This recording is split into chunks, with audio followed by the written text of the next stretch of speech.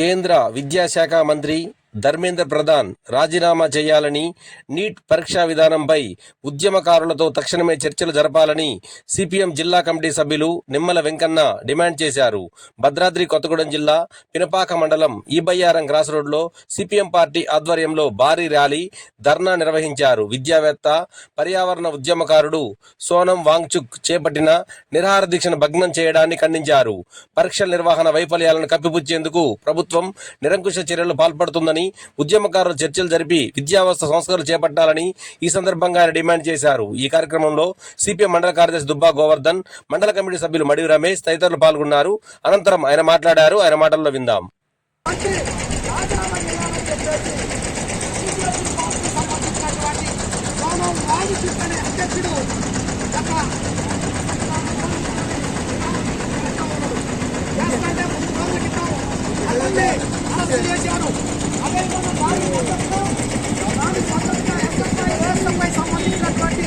విద్యార్థి సంఘాలు కూడా దానికి మద్దతుగా చేస్తే వాళ్ళని కూడా రాత్రి అరెస్ట్ చేసినటువంటి పరిస్థితి కనపడతా ఉంది.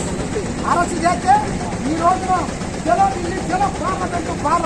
చలో పార్లమెంటుకు కొన్ని లక్షల మంది విద్యార్థులు మా జీవితాలు ఆగమైతారని చెప్పేసి లక్షల మంది విద్యార్థులు చలో పార్లమెంటుకు పిలిపిస్తే కేంద్రంలో ఉన్నటువంటి బీజేపీ ప్రభుత్వం, ఢిల్లీ ప్రభుత్వం కలిసి అక్కడ ఉన్నటువంటి విద్యార్థులని బాష్పగోళాలతోని, ఒక బాణాలతోని లాఠీ చార్జ్ చేసి వాళ్ళని చల్లగొదినటువంటి, వాళ్ళని తలకాయలు పగలగొట్టి అరెస్టు చేసినటువంటి పరిస్థితి కనపడతా ఉంది.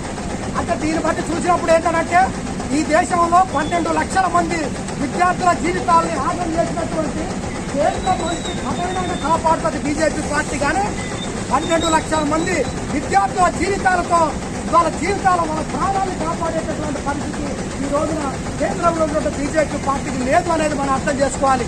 అంటే మంత్రి పదవి తీసేయడానికి నామోషి పడుతూ ఉంది, కానీ విద్యార్థుల జీవితాలను కాపాడటానికి కానీ నామోషి లేదు. అంటే ఈ ప్రభుత్వం పేదల కోసం పనిచేసేటటువంటి, విద్యార్థుల కోసం పనిచేసేటువంటి పార్టీ కాదు ప్రభుత్వం కాదనేది మనకు అర్థమవుతుంది. దానికి నిరసనగా దేశవ్యాప్తంగా ఈరోజు సిపిఎం పార్టీ మద్దతుగా ఆ విద్యార్థులకి నిరసనకు మద్దతుగా పిలిపించినటువంటి పరిస్థితి. అందులో భాగంగానే ఈ రోజున పినపాక మండల కేంద్రమైనటువంటి ఏడుగుల కూడా ఈ రోజున నిరసన కార్యక్రమం రాస్తారోక చేస్తా ఉన్నాం.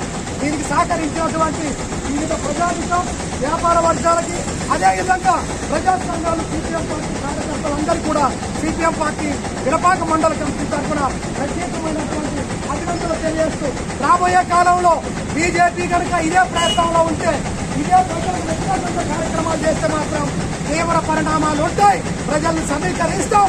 ఈ గత మోడీ